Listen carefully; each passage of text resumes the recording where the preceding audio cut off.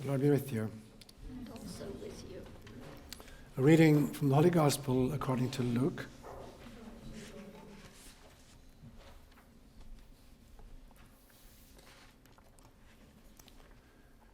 At that time, Mary got ready and hurried to a town in the hill country of Judea, where she entered Zechariah's home and greeted Elizabeth. When Elizabeth heard Mary's greeting, the baby leaped in her womb, and Elizabeth was filled with the Holy Spirit. In a loud voice she exclaimed, "Blessed are you among women, and blessed is the child you will bear. As soon as the sound of your greeting reached my ears, the baby in my womb leaped for joy. Blessed is she who believed that the Lord would fulfill his promises to her." And Mary said, "My soul magnifies the Lord, and my spirit rejoices in God my Saviour, for he has been mindful of the humble state of his servant. From now on, all generations will call me blessed." Words inspired by God. Are there any songs that when you hear them, even now, they bring you right back to the first 3 or 4 years of your life? Yeah? Hymns particularly. There are 2 hymns that when I hear them still, and I don't hear them often at this stage, they transport me right back to age 2 or 3 or 4. You know, to that time when each of us were mystics, you know, when our understanding of God and our connection to God was just immediate and we trusted completely. Even if some of our belief systems were very literalist, you know, the sound of that song brings us really back immediately to a time when we trusted completely and implicitly in the divine. There are 2 hymns that still do that for me. One of them is dedicated to St. Patrick, and some of you probably know it. It goes a little bit like this, says, "Hail, glorious St. Patrick, dear saint of our isle, on us, thy dear children, bestow a sweet smile." Any of you guys know that? No? That was a big hymn in Ireland when I was a small kid growing up. And even when I hear it now at some stages, I still remember literally going out to the front garden on Patrick's Day and plucking shamrock and sticking it on my lapel and being totally convinced that we Irish were special. That even if we were poor and even persecuted, you know, we were privileged because we were God's chosen. You know, we were the sons of St. Patrick, and there was straight to heaven, immediately to heaven when we died. So I hear that hymn sung since, I'm immediately back as a 3-year-old child, living with my grandparents and pinning on the shamrock and being totally convinced and totally secure in the love of God. The second one is a hymn to Mary. I don't know if you sang it here or not, but immediately I hear this hymn, it brings me right back to the same period. And it says something like, Queen of the Angels and Queen of the May. Do you remember that one? Dear Mary. Sing it, Jane, for me. Today, Queen of the Angels and Queen of the May. Blossoms today, Queen of the Angels and Queen of the May. Beautiful. Every time I hear that, I'm a 3-year-old child again.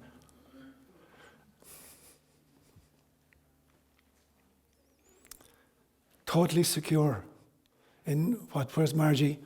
What Margie says, like being wrapped in the blue mantle of Mary and being totally protected and totally secure. Knowing in the knowledge that somehow we were special. Again, it was a literalist understanding of Scripture that I would no longer accept. Somehow that we Roman Catholics are special and we're going to go to heaven. Everybody else is going to get the thumbs down at some stage. But Mary's going to wrap her blue mantle around us Catholics and we're going to go straight up. And as a 2 and a 3-year-old, I was totally convinced that this was the truth. But even today, the month of May, I want to dedicate it. It's Mary, the Queen of the May. And that's what I want to dedicate the homily today to. A proper understanding, albeit a different understanding of who Mary was and what her function is. I'm going to make 4 main points this morning. The first one, I will talk about Bealtaine, the Celtic Feast of Bealtaine, which happens on May 1st. Secondly, I'm going to talk about who plagiarized May. Thirdly, will the real Mary please stand up. And then fourthly, Anam Cháirde, soul friends. So they're the 4 points I'll make this morning. So firstly, the 1st of May is actually an ancient Celtic feast. The word in Gaelic for it is Bealtaine, which in Old Irish means literally bright fire. And it referred to the fire of the sun.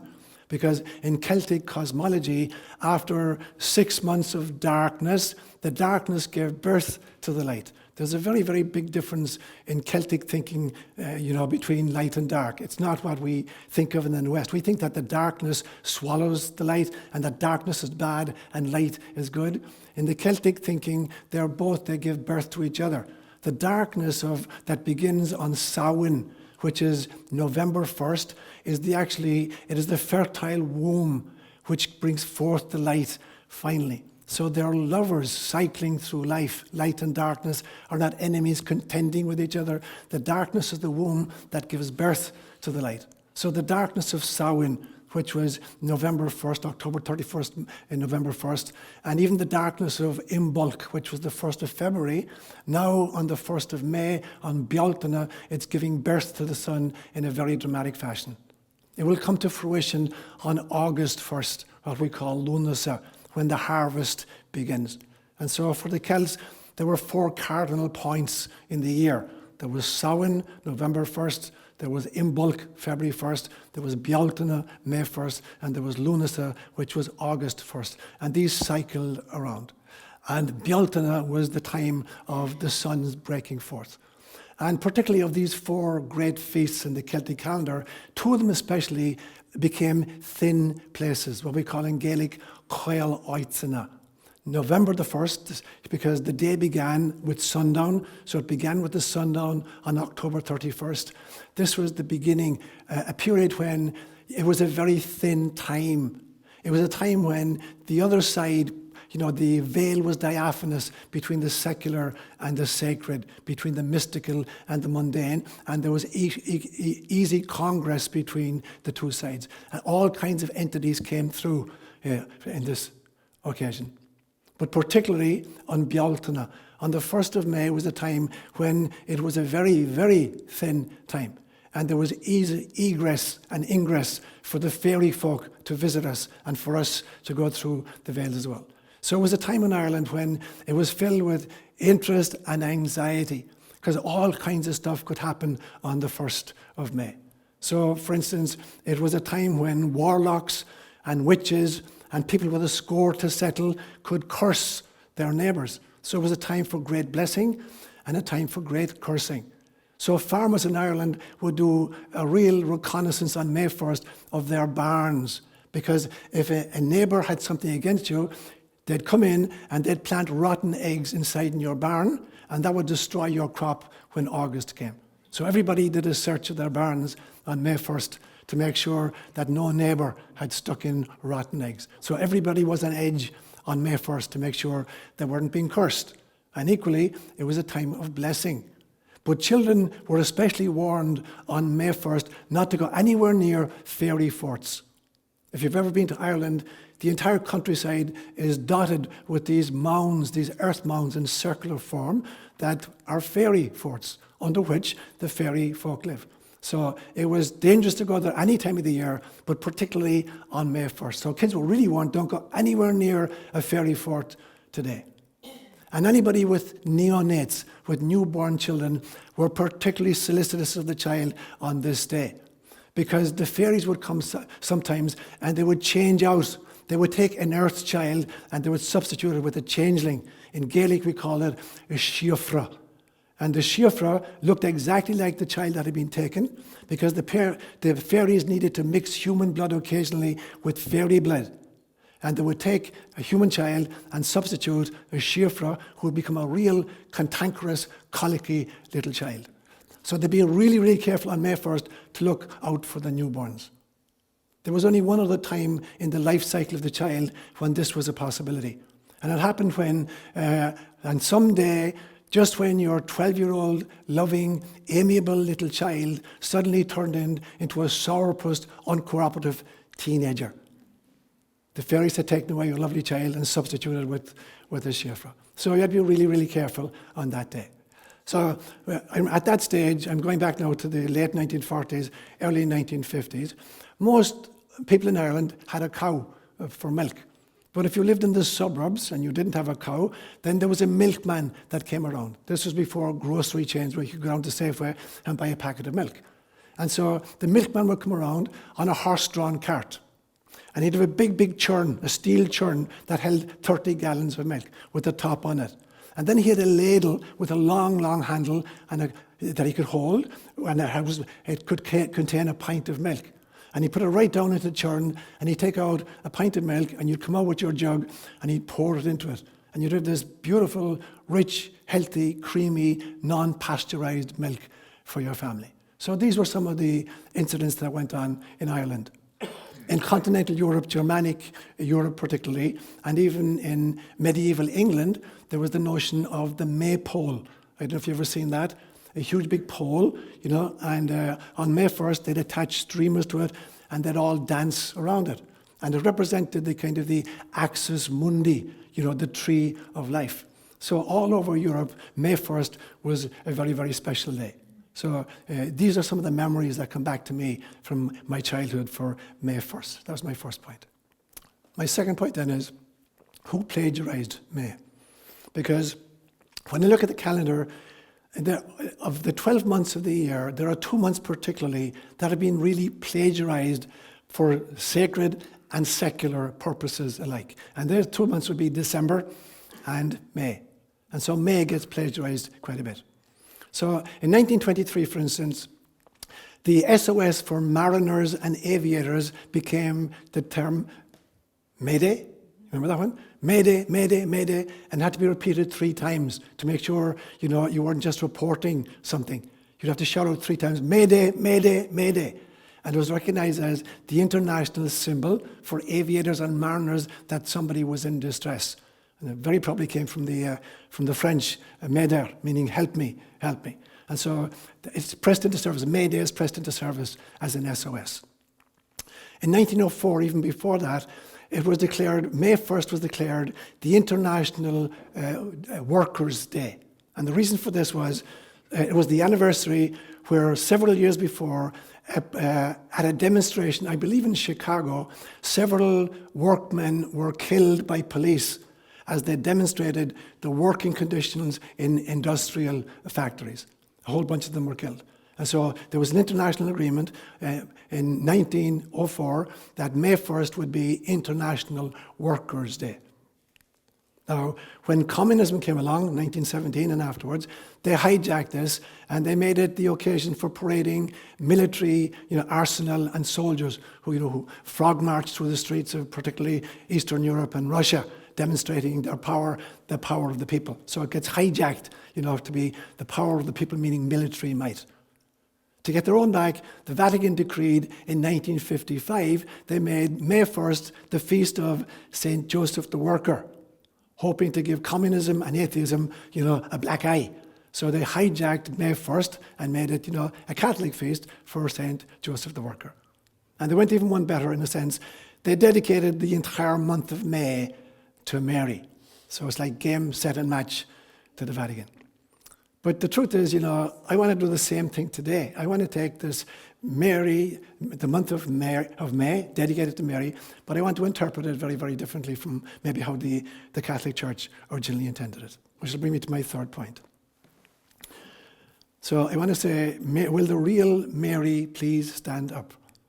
All of us have seen hundreds of paintings, from medieval times of the Annunciation, where the angel Gabriel announces to Mary the extraordinary news that she is to be the mother of God. And we've seen these paintings where Mary is dressed very, very finely. She's like a blushing 15-year-old, eyes modestly downcast, holding a flower chastely to her breast as she listens to the angel. And she just replies with a single word, fiat. May God's will be done. Whatever God wants is fine. I don't think anything could be further from the truth of who this woman was. If you want to find a really grounded, strong, opinionated woman, you're going to find it in Mary. There's only 2 occasions in the Gospels, as far as I can recollect, where there's an argument between Mary and her son Jesus, where the conversation is recorded. And Mary wins both of them, hands down. The first one is when Jesus is 12 years old and he went on walkabout. He's missing for 3 days. And she finds him in the temple debating with the scholars. And she really kind of cuts him down to size. Puts her hands on her hip and said, "What are you doing? What do you think you're doing? Your father and I have been tearing our hair out for the last week. How could you do this to us?" Now imagine you're a 12-year-old and you've been really impressing the scholars with your erudition, and all of a sudden your mother comes in and wants to drag you away. So he does a kind of a teenage effort at self-defense. He says, "Didn't you realize that I must be about my father's business?" She says, "Come on, child." And he did. The next statement you read in Luke's gospel is, he went back to Nazareth and he was obedient to them. It seems for 18 years. You don't hear a word out of him for another, until he's 30 years old. So he says, "Okay, sorry, Mama." And she drags him home, and he's obedient for the next 18 years. The second argument they had was that they were both invited to a wedding in Cana in Galilee. And 3 days into the celebration, they ran out of wines, which would have been really, really embarrassing to the young couple. And so Mary comes to Jesus and says, "They've run out of wine." And Jesus says, "Well, what business of mine is that woman?" She didn't even dignify him with a reply. I think with the inflection of a single eyebrow, she cut him down to size, ignored him, and just turned to the steward of the feast and said, "Whatever he tells you to do, do it." And she looked back to make sure, "Are you listening?" And then walked away. She said, what do you do when you're faced with that kind of self-confidence and power? You don't do anything. You kowtow. So he kowtowed, and he made wine. So there's only 2 occasions when there's an argument, and she wins both of them. She's a very, very strong woman. I always remember the first time that I really understood her strength and her purpose. I was 8 years of age. We lived out in the countryside, and my father had a motorbike, a BSA 250cc motorbike. I remember one day I found a magnifying glass. It was actually the lens that had fallen out of my grandmother's spectacles, her reading glasses. And I'm playing around with this. I've never seen one of these before. And I set fire to a whole bunch of stuff. So first I find an old newspaper, and I play around with it, and it goes up in flames. I'm really happy with myself. And then I go outdoors, and there's a haystack outside, dry hay, and I start playing around, and now I've set fire to a haystack. But I've even bigger fish to fry. So I go back home, and there's my father's motorbike with a plastic saddle right next to the petrol tank, and I start messing around, and the saddle goes on fire. And my father rushes out. It's right next to the petrol tank. If it exploded, that would have been it. And he gives me one clatter upside the head. But when the sting wore away, I finally realized something very important. I realized what Mary meant when she said, "My soul magnifies the Lord." Because up to then, it didn't make any sense to me. I knew that magnify means to make something bigger, to enlarge it. So even though Mary was the mother of Jesus, she was still a human person. So how could a human person make God bigger? Didn't make any sense to me whatsoever. And then I got it that day. There's this sun 93 million miles away, this huge fiery orb that's heating and lighting an entire solar system. But it couldn't set fire to my father's motorbike on its own. It needed a tiny little piece of glass. I suddenly realized that Mary was the piece of glass. Mary was the lens that was able to focus the love of God, on planet Earth. And I suddenly realized what it means when you say my soul magnifies the Lord. I went on to think about this, and I realized that a magnifying glass has to have 2 properties in order to work properly. The first property is it has to be really clean. If it's smudged, it's not going to work. So what does it mean to say that Mary was a clear or clean magnifying glass for God? I don't think it has much to do with the fact of her chastity or her control of her concupiscence. It wasn't that. It was that she prefigured what Jesus would say in the Beatitudes much later. When Jesus said in one of the Beatitudes, "Blessed are the pure of heart, because they shall see God." When you think about it, that's actually tautology. Blessed are the pure of heart, because they shall see God. Because purity of heart means the ability to recognize God in everything. Purity of heart is what allows you to say, "Namaste." The divine in me recognizes and honors the divine in you, George. So purity of heart is the ability to see beyond appearances and to really see to the core, to see God in every flower, in every oak tree, in every mountain, in every kitty cat, in every little puppy dog, and in every human being. So to be able to have a pure heart means you see God in everything. So blessed are the pure of heart because they shall see God. It's actually tautology. So, but Mary knew that. So she had to be clear in that sense, in the sense that she could really see what is at the core of each person. And the second quality of a magnifying glass, in order for it to work, is that you have to figure out what the focal length of the glass is, what the focal point is. If you take a piece of paper and a magnifying glass, and you hold the magnifying glass too far away, then the rays of the sun have come to a point, but they're diffusing again, and you've reduced their power. It won't set fire to the paper. Or if you hold it too close, the rays of the sun haven't focused sufficiently, and you still won't set fire to the paper. So getting the focal length perfect is the trick. Then you can set fire to your daddy's motorbike if you want. Now, that has to do with the quality of relationships, because I believe there are three kinds of relationships for all of us. There's the relationship I call smothering, where perhaps you've got a helicopter parent who's all over the kid, and the kid has no room to grow or to move. And then there's othering, where you have a very distant, offhand, unavailable relationship. And then you have the perfect one, which is mothering, where you've figured out the exact focal length in every relationship. And that changes from relationship to relationship and from time to time in any one relationship. So here is a woman, when you examine the scriptures, who could manage to find the exact, precise focal length in every one of her relationships. She found it with her child. She found it with other family members. There's a story in Mark's Gospel in chapter 3 where they think Jesus has gone mad, and they drag the mother along to kind of talk sense into him. How does she deal with that family situation? How does she deal with the apostles? We read in the Acts of the Apostles in chapter 1 that after Jesus had ascended, it was Mary who held them together until Pentecost happened. So she knew the focal length for the young, emerging Jesus movement. She even, I believe, knew what the appropriate focal length was as she stood at the cross and watched the soldiers mocking him and the high priest mocking him and the garments which she'd made for him being, played dice for. She still knew what the focal length of that relationship was. She didn't scream her head off. She knew exactly how she needed to be even in that relationship. So they're the great attributes of Mary. That is really who Mary is, finding the great focal length. This brings me to my fourth point.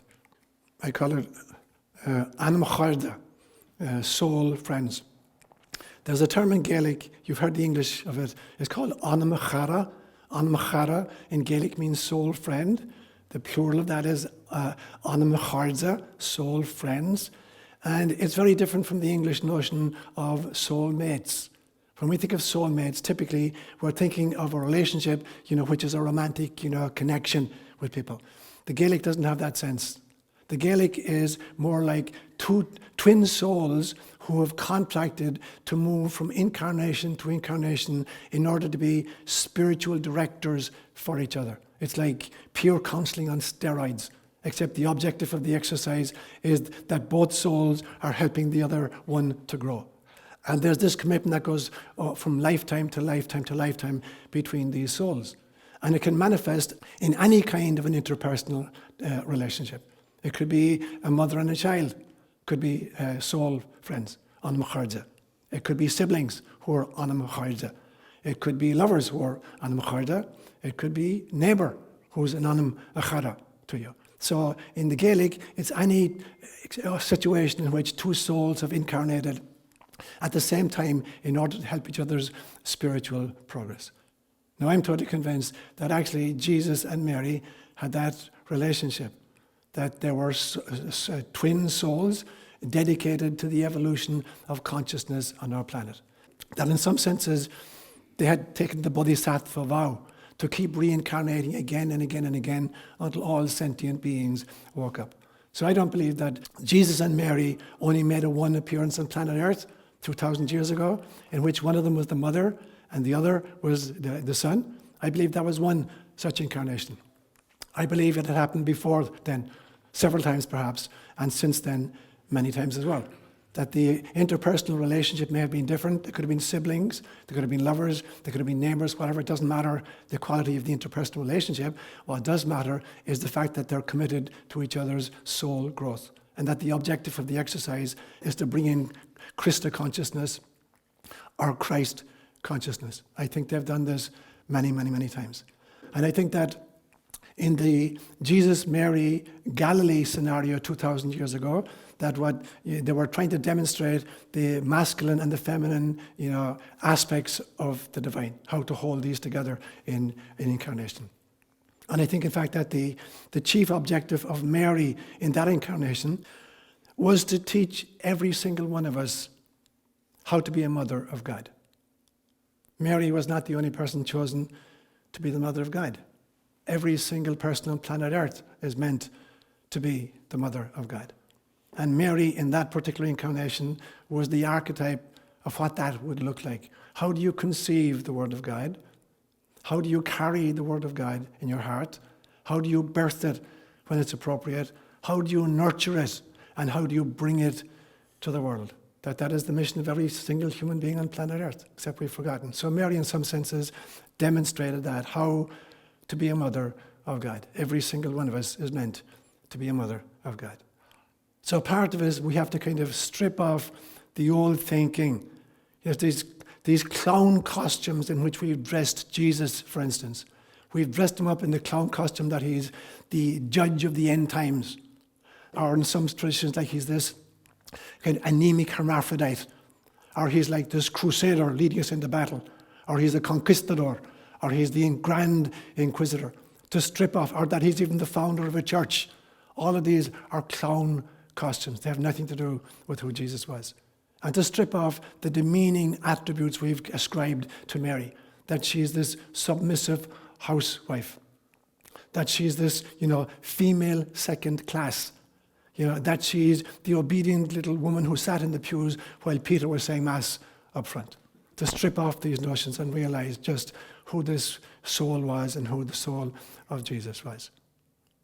In Ireland of my youth, as we look back to these Cael Oitena, it goes back to an actual incident in Irish history where the Milesians from Europe conquered the previous occupants of Ireland, who were called the Tuatha De Danann, the people of the goddess Dana. And in two great battles at a place called Moytura, the Tuatha De Danann were defeated. And they had to shapeshift and live underground in the underworld. But occasionally they'd make sorties out into the middle world. And we knew them as the fairy folk, or the she, or the wee people. And they would make these sorties out particularly on May 1st and November 1st. And I fell to thinking this morning, just as I was crossing the Golden Gate Bridge, what if in fact this Irish myth is actually much deeper? What if the Milesians who conquered the Tuatha De Danann drove them underground so that they had to shapeshift and occasionally make sorties out into the middle world? What if these Milesians are in fact, a kind of tyrannical theologians who have conquered mystical spirituality and reduced it to mere exoteric, orthodox, rule-keeping religion? What if that is true? And what if the month of May is an invitation for us to have the courage to visit the thin places, to move through into the thin places, to meet the fairy folk who maybe well be the mystics, hiding in your own heart. What would it take from you in this month of May, dedicated to Mary, who was in some senses a mobile tabernacle? In some senses, Jesus and Mary may well have been kind of itinerant time travelers, moving from era to era and culture to culture in order to represent the mystical core of spirituality and to invite us in. Wouldn't you like to join that pilgrimage?